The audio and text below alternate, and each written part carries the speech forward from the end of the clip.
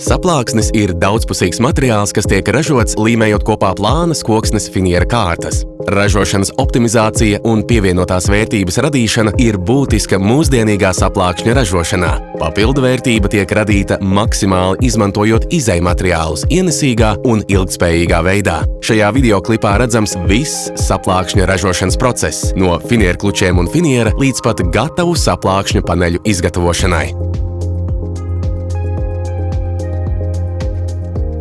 Finiera ražošanas process sākas koklaukumā. Finierkluči tiek sašķiroti dažādās šķirās atkarībā no to garuma un diametra. Šķirošana optimizē mērcēšanu, mizošanu un zāģēšanu, kā arī palīdz samazināt izejmateriālu zudumus. Atlikumi parasti tiek izmantoti enerģijas vai celulozes ražošanai.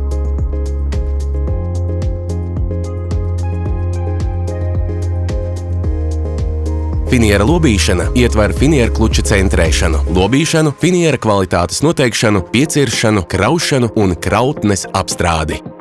Katrs no šiem posmiem ietekmē ražošanas iznākumu un līdz ar to arī visas finiera ražošanas ķēdes ienesīgumu, kā arī saražoto segfinieru lokšņu apjomu. Finiera pieciršanas un lobīšanas optimizācija uzlabo finiera kvalitāti un palielina visas rūpnīcas ražošanas jaudu.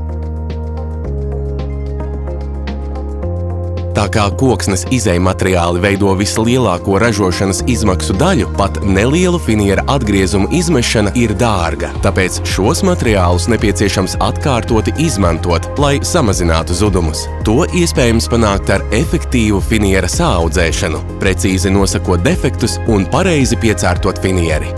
Šīs saaudzētās loksnes tiek izmantotas saplākšņa iekškārtās.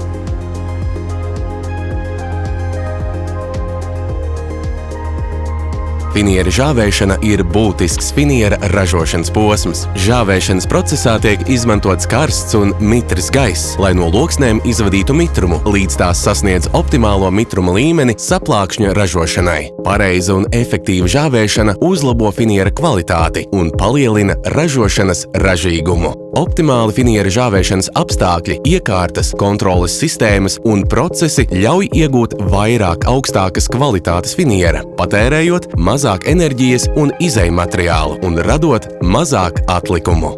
Mūsdienīgi finiera šķirošanas risinājumi ietver vizuālās, mitruma un izturības kontroles sistēmas, kas novērtē katru finiera loksni un nosaka tās strukturālās īpašības pirms tās izmantošanas saplākšņa ražošanā.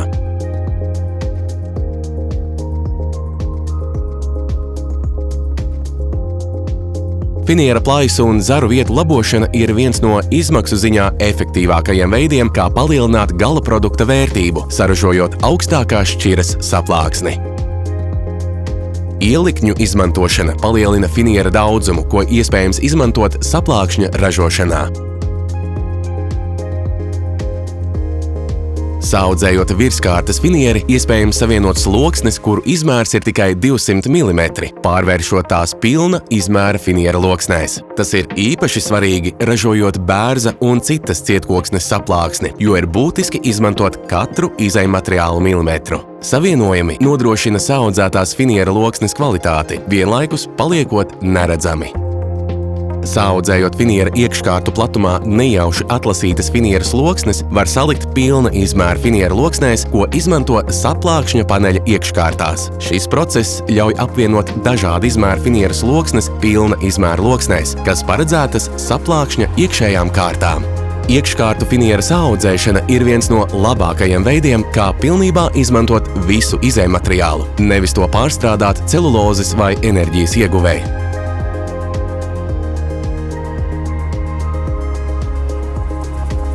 Saaudzējot finiera garumā, sagrieztās loksnes tiek salīmētas kopā un pēc tam nogrieztas vajadzīgajā paneļa garumā. Saaudzēšanu garumā izmanto, lai ražotu praktiski jebkura garuma izturīgas garanvirziena finiera loksnes.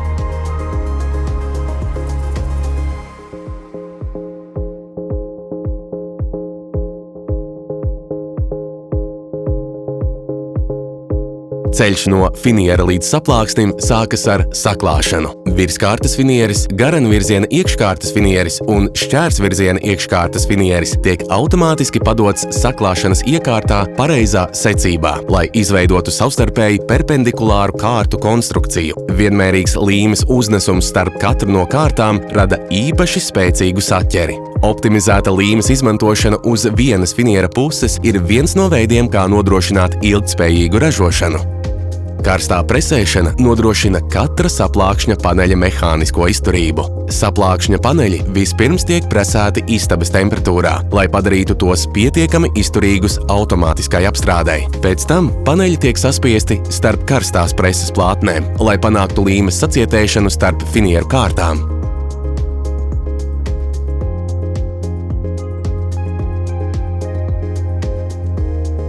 Dažus defektus nav iespējams labot pirms saklāšanas un presēšanas, tāpēc gatavie paneļi tiek papildus laboti, lai novērstu atlikušos defektus. Šo pēdējo defektu labojumi ievērojami uzlabo ražotā paneļa kvalitāti, paaugstina katra paneļa vērtību, tādējādi palielinot visas rūpnīcas ieņēmumus. Šajā ražošanas līnijā bērzas aplākšņa paneļi tiek laboti manuāli. Tomēr ir pieejami arī automatizēti risinājumi, kas šo procesu veic pilnībā automātiski.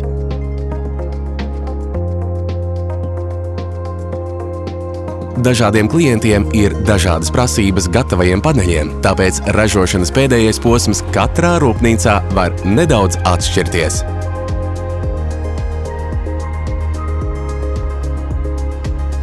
Klienti bieži pieprasa apzāģēšanu, slīpēšanu, maliņu krāsošanu, pārklāšanu, iepakošanu vai citu apstrādi pirms produkta nosūtīšanas. Katra rūpnīca pielāgo savu ražošanas procesu atbilstoši klientu prasībām. Mūsdienu rūpnīcas bieži izmanto automatizētus iekšējās loģistikas risinājumus ražošanas pabeigšanas procesā, lai nodrošinātu drošu un efektīvu ražošanas plūsmu. Saplāksnis ir veidojis pasauli kopš tā radīšanas pirmsākumiem, vairāk nekā pirms gadsimta, un tas joprojām ir viens no visizplatītākajiem un daudzpusīgākajiem materiāliem, ko izmanto būvniecībā, mēbeļu ražošanā, automobīļu un daudzās citās nozarēs. Mūsdienīgā saplākšņa ražošanā efektīvi un ilgtspējīgi izmanto visus izejmateriālus. Tādējādi saplākšņa ražotāji visā pasaulē spēj iegūt maksimālo vērtību no izejmateriāliem.